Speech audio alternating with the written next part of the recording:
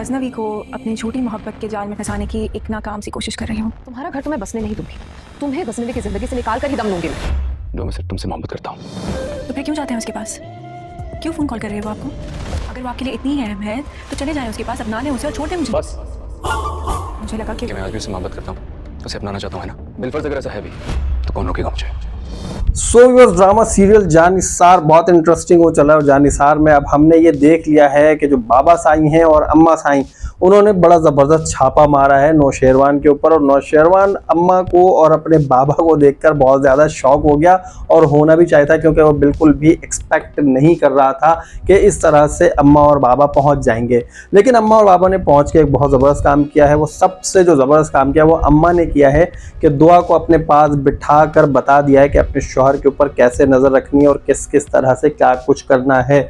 तो इन सब चीज़ों को देखते हुए दुआ को अब ये बात समझ में आ गई है कि अभी तक तो सिर्फ और सिर्फ एहसानों तले ही दबी चली जा रही थी कि आप मुझे फला जगह से उठा कर लाए, आपने मुझे अपने निकाह में लिया। ऑब्वियसली उसे उसका एहसानमंद होना भी चाहिए, बट अब वो उसकी वाइफ बन चुकी है और बीइंग अ वाइफ उसे इन तमाम एक्टिविटीज़ पर नज़र रखनी चाहिए जो कि अम्मा जी ने समझा दिया है। और अम्मा ने ये भी कहा है कि भाई अब ये देखो कि जब वो तुम्हारा शौहर है तो तुम्हारी जिम्मेदारी है कि उसकी एक्टिविटीज़ पर नज़र रखो, वो कहाँ आ रहा है, कहाँ जा रहा है, किससे बातें कर रहा है, किससे मिल रहा है, किस वक्त कहाँ है। और इन्हीं सब चीज़ों को देखते हुए आने वाली एपिसोड में हम देखेंगे कि दुआ जो है वो फरा के घर तक पहुंच गई है। और फरा ने जब दुआ को देखा उसे जो है 440 वोल्ट का एक बड़ा ज़बरदस्त झटका लगने वाला है। तो ये जो झटका लगेगा इसके बाद देखेंगे कि क्या कन्वर्सेशन होती है, क्योंकि जो प्रीवियस कन्वर्सेशन है वो हमने देखी है कि वो बड़ी चटपटी सी थी। दुआ ने जो है बहुत ज़बरदस्त तरीके से फरा को अपने अल्फाज से जलील किया था और फरा को भी इस बात का एहसास हो गया था कि अब नौशेरवान की ज़िंदगी में उसकी कोई जगह नहीं है।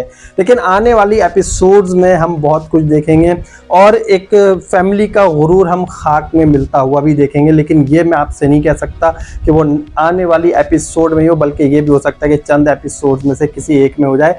लेकिन वो होगा क्या? वो होगा ये कि जिस तरह भी हमने देखा जो सरफराज के घर वाले हैं, वो जो दुआ की बहन है उसे बार बार धमकी देते रहते हैं, उसे बार बार डरा धमका के रखा है। अब्बा और उसकी जो बहन है वो तो उसके साथ अच्छा बिहेवियर रखते हैं, बट जो अम्मा है और सरफराज बजाते खुद वो जो है उसकी बहन के साथ बहुत ज़्यादा रूड है और उसको किसी ना किसी तरह वो प्रेशर देने की कोशिश करता है। और अम्मा भी जो है उसकी अपने बेटे की तरफदारी करते हुए उसे बार बार जलील करती हैं। और अम्मा को अभी तक कुछ नहीं पता, लेकिन अम्मा जो है वो नेचर जो है उनकी वो एक बड़ी मगरूर सी है। तो इस गरूर का जो है वो सर खाक में मिलने वाला है, गरूर का सर नीचे आने वाला है, क्योंकि जो सरफराज की बहन है वो ऑलरेडी किसी को पसंद करती है। और ये भी दिखाया जा सकता है कि जिस तरह ये बार बार दुआ की बहन फिजा को धमकी देता है कि भाई तुम्हारी बहन भाग गई, तुम इस तरह घराने की हो, तुम्हारे घराने में ऐसी तरबियत की गई है। तो ये सारा कुछ अब इनके साथ रिपीट होने वाला है सीन, क्योंकि इसने जब बुरा किया है तो बुरा भुगतना भी पड़ेगा। और यही कहा जाता है कि दुनिया मकाफात अमल और मकाफात अमल देखने के लिए अब इस फैमिली को तैयार रहना होगा। यहाँ पर लोगों को नौशेरवा की एक बात नहीं समझ आती है कि यार ये जो फरा है अब अगर वापस आ भी गई है तो इसको इतना ज्यादा फ्री करने की क्या जरूरत है। जिस लेवल के तुम बंदे हो, यकीन करें इस लेवल के जो बंदे होते हैं वो ऐसे लोगों को बिल्कुल भी लिफ्ट नहीं कराते हैं और ये कहते हैं भाई अल्लाह का वास्ता है हमारी जान छोड़ो, जाओ जो करना है करो, जीना है तो जियो, मरना है तो मरो, बट अब मैं शादीशुदा हूँ, मेरी वाइफ है और तुम खाना खाओ ना खाओ, दवाएं लो ना लो मेरी बला से, बट मैं अब तुम्हारी तरफ आने वाला नहीं हूँ। मेरी अपनी मसरूफियत है, मेरी अपनी लाइफ है, मैं अपना बिजनेस देखूँ, मैं अपना घर देखूँ, या बार बार आके तुम्हें अपने हाथों से एक एक चमचा करके खाना खिलाऊं और अपने हाथों से दवा दूं। तो इस तरह के बंदे जो है वो कर सकते हैं, बट यहाँ पर नौशेरवान को इतना मजबूर दिखाया गया है। ये थोड़ा सा एक वीकनेस दिखाई गई है इस ड्रामे में जो कि नहीं होने चाहिए थी। और व्यूअर्स को सबसे ज्यादा इंतजार है उस सीन का कि जब दुआ जाएगी सरफराज के घर, क्योंकि अभी तक जो है वो मिन्नत कर रही है अपनी बहन को कि भाई मुझे जो है मिला दो अपने घर वालों से, अपने ससुराल वालों से मिलवा दो ताकि मैं उनसे माफ़ी मांग लूँ कि भाई जो कुछ भी हुआ मेरी गलती थी, मेरी बहन को कुछ ना कहें।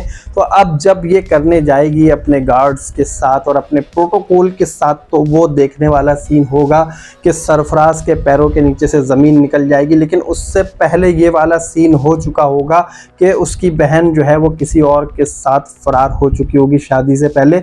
लेकिन ये हमें देखना होगा कि ये पहले ये वाला सीन होता है कि जो सरफराज की बेइज्जती होनी है, जो सारा कुछ खुलकर सामने आना, जिस सीन का व्यूअर्स को बहुत ज़्यादा इंतज़ार है, या पहले उसकी बहन की शादी वाला सीन होता है। तो ये हम देखेंगे कि इन्होंने जो हमारे डायरेक्टर और प्रोड्यूसर इन्होंने किस तरह से इन तमाम चीज़ों को तरतीब दिया कि पहले वो दिखाते हैं या पहले ये दिखाते हैं, ये हम आने वाली एपिसोड्स में देख लेंगे। यहाँ पर जो अभी लेटेस्ट एपिसोड है इस पे जो बाबा साईं है उन्होंने एक बड़ा ज़बरदस्त अपना कैरेक्टर जो है वो रोल प्ले किया है, बड़ी ज़बरदस्त बात की है।